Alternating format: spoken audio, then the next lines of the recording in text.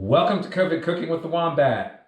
Today, in the Wombat Burrow, we are going to make Italian wedding soup with chicken Italian meatballs. This recipe is kind of from Barefoot Contessa. I've modified this one slightly only to accommodate how things are packaged. Ground chicken you get in a pound versus in 3/4 of a pound or 2/3 of a pound. I want to keep it as easy as possible, so that's what I'm doing. Measurements are a little bit more blunt, but they'll work just fine because after all, we're making meatballs, okay? They don't have to be perfect. We're just making meatballs. I have a pound of ground chicken. I have a pound of mild Italian chicken sausage, 1 cup of breadcrumbs, plain breadcrumbs. I got a couple of cloves of garlic, minced. Fingers are clean, so don't worry about that. I've got about a 1/2 cup of chopped parsley, Italian style. And I have about a 1/2 cup each of Parmesan, grated, and Pecorino Romano, which is how Giada De Laurentiis would say it. And then I got a couple of eggs. The hack here is also that Barefoot says to mix it gently with a fork. But you know what I say? I say, mix it with a KitchenAid blender. And by the way, if you don't have one of these, you need to get one. Because I've had this for 25 years and it works like a charm. You may have to ease into it a little bit because it'll throw food all over the room if you're not careful. But this is a great way to mix it up without getting your hands dirty.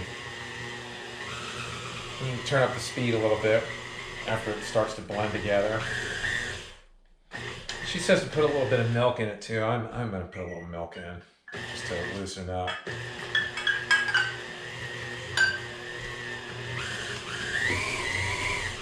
Okay, mixed, right? Okay, you can also put a little pinch of salt in here. You can put a little pepper in there if you want, but I'm not going to because I want to make my life easy on this rainy day in the burrow. Next, we will make the meatballs and we will roast them in the oven. Okay, I'm going to tell you again on why you need a KitchenAid countertop mixer. I've had that for 25 years. It's never broken. It will simplify your life mightily when you're making anything baked, like cookies or a cake or anything like that. And then you can also do things like this with it. I've also used it to make sausage, but you need an extra attachment and it makes a huge mess. So I don't recommend that necessarily. This is another thing that'll make your life easy for making these meatballs. Now, Barefoot says to stir this mix gently with a fork and then, using your fingers to make meatballs. I'm wearing a glove, so I'm touching it, but you don't even really have to touch it. You can use a spoon.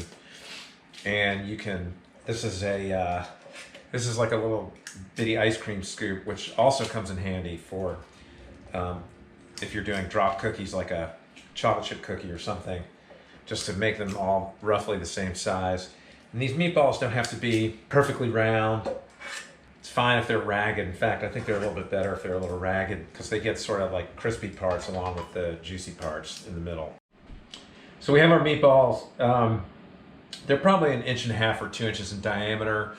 Makes about 40, maybe 45, something like that. If you do it by hand, it's going to take longer, but that's okay. And we're going to put them in the oven at 350 degrees and bake them for about 30 minutes until they're kind of brown, nice and brown on the outside, cooked all the way through. And we'll come back then. Now we need a cup of minced yellow onion, a cup of diced carrot, and a cup of celery. And I'm not going to go through all this with everybody, but for those of you who've never done this kind of thing before, I'm going to show you, this is how the easy way to dice an onion. Take the outer skin off, cut it in half, leave the root end on, cut the non-root end off. And I mean, I'm no master chef, but this will cut it into a dice quickly. Because you're using the layers of the onion to make itself a dice, see? I'm gonna do the same thing with this other one. All right, folks, it's about to get real here, as you can see, because I have a margarita. It's about to get seriously real. So we have some carrots, we have some diced celery, we have diced onions, we have our meatballs, which are nice and cooked. This is called, what is this called? It's called a mirepoix, right? Mirepoix, it's French. We're gonna start making our soup.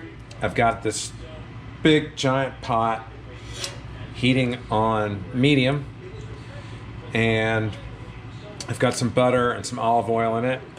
I'm gonna add this. It's about a cup of onions, about a cup of celery, a cup of carrots. I have more of the mirepoix that is recommended by Barefoot Contessa, but that's just me, because it's the way I like it. So we're gonna let this kind of sweat out a little bit for about 5 minutes, and then we'll come back. All right, so this mirepoix has been cooking for about 10 minutes. I said 5, but it took longer than that. It really took almost 15, but I have a lot of it. 3 cups. So now we have been told to add some dry white wine. Barefoot says add about a half a cup. I don't know, that's probably about a cup.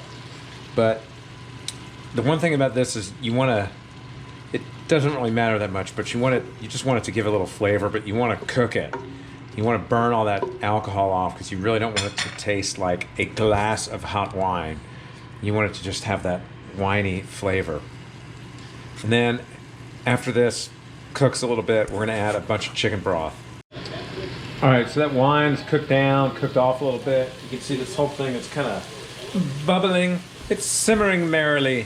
I'm going to put 12 cups chicken stock in. That's a lot of chicken stock, a lot of chicken stock. And we got to bring this back to a boil, and then we're going to come back and keep working on it. So we got our soup. It's starting to boil here. We're going to put 2 cups of shells, little baby shells in here. Orzo is kind of the traditional Italian wedding soup pasta, but we ain't got no orzo, and there's a pandemic, so we're going to go with baby shells because that's what we got. And we're going to let that cook for about 6 to 8 minutes. All right, so we've been cooking that pasta for about 6 minutes, 8 minutes, maybe a little bit more. It's just fine. So what we're going to do next is I'm going to put a big handful of dill in here. I think it should be about, I don't know, maybe a half a cup, but I've gotten more than that because I love dill. And then I'm going to put meatballs. Lots and lots of delicious meatballs. I probably won't put them all in because we can save some for tomorrow. They're also good with tomato sauce. And they're going to soak up a bunch of this chicken broth, which is also tasty and good. So we're going to let that kind of heat through for a minute or two. Then we're going to throw some spinach in there and let that spinach cook. And then we eat. We've heated those meatballs through. We've heated all that dill through. Somebody's super excited about dinner, obviously. Now I'm throwing a bunch of spinach in. Not really sure how much. 2 boxes, according to Organic Girl, but I don't know how much that is. Jesse, did you get your spinach for tomorrow? Or do you need me to save some? Yeah, I think probably that's enough. Okay, that's enough. That's enough spinach, says Jesse, my sous chef. And then we're going to stir it around a little bit. We're going to let this cook for about a minute. In fact, I think I'm just going to la. In fact, I think I'm just going to, I'm going to just turn the heat off because I think it's done. Right? George, is it done? Come on, George. Say it louder. Yeah. Is it done, George? Is it done, George? Testify. All right. All right, there's a lot of background noise here at the Wombat burrow. The Wombat burrow is loud, but we're having some Italian wedding soup while we're watching the NFL draft. We're listening to Harry Connick sing. We make this a lot around the Wombat burrow. It's pretty good. We trust Barefoot Contessa because she knows what's up. She's OG at cook. George, what do you think about Italian wedding soup? Good. This, ladies and gentlemen, is Italian wedding soup from COVID Cooking with the Wombat, and it's really tasty. Thanks for watching.